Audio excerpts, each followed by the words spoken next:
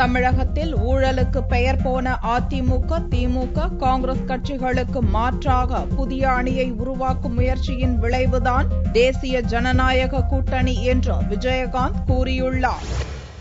தேமுதிக தலைவர் விஜயகாந்த் வெளியிட்டுள்ள அறிக்கையில், இந்தியாவை வல்லரசாகவும் பொருளாதாரத்தில் வளர்ச்சி பெற்ற நாடாகவும் உருவாக்குவதில் பெரும் தடையாக இருப்பது ஊழல் என்றும், தமிழகத்தில் ஊழலுக்கு பெயர் போன அதிமுக, திமுக, காங்கிரசுக்கு மாற்றாக புதிய அணியை உருவாக்கும் முயற்சியின் விளைவுதான் தேசிய ஜனநாயக கூட்டணி என்றும் கூறியுள்ளார். மத்திய, மாநில அரசுகள் மக்களுக்கான திட்டங்களை தீட்டி லஞ்சம், ஊழல் இல்லாத வகையில் அவற்றை நிறைவேற்றியிருந்தால் இந்தியா எல்லா துறைகளிலும் முன்னேற்றமடைந்திருக்கும். ஆனால் இன்றைய நிலை அதற்கு முற்றிலும் நேர்மாறாக உள்ளதாக கூறியுள்ள விஜயகாந்த், தேசிய ஜனநாயக கூட்டணி ஆட்சி அமைய வேண்டும், மக்களுக்கு நல்லது செய்ய வேண்டும் என்று பணியாற்றி வரும் பாரதிய ஜனதா பிரதமர் வேட்பாளர் நரேந்திர மோடி தலைமையில் இந்திய அரசு அமைந்தால் அது கட்டாயம் வளர்ச்சிப் பாதையில் இந்தியாவை கொண்டு செல்லும் என்றும் கூறியுள்ளார். எனவே தமிழகத்தில் அனைத்து தொகுதிகளிலும் இந்த கூட்டணியின் வெற்றிக்கு அதில் அங்கம் கொண்டுள்ள கட்சிகளும் ஆதரவு தெரிவித்துள்ள அமைப்புகளும்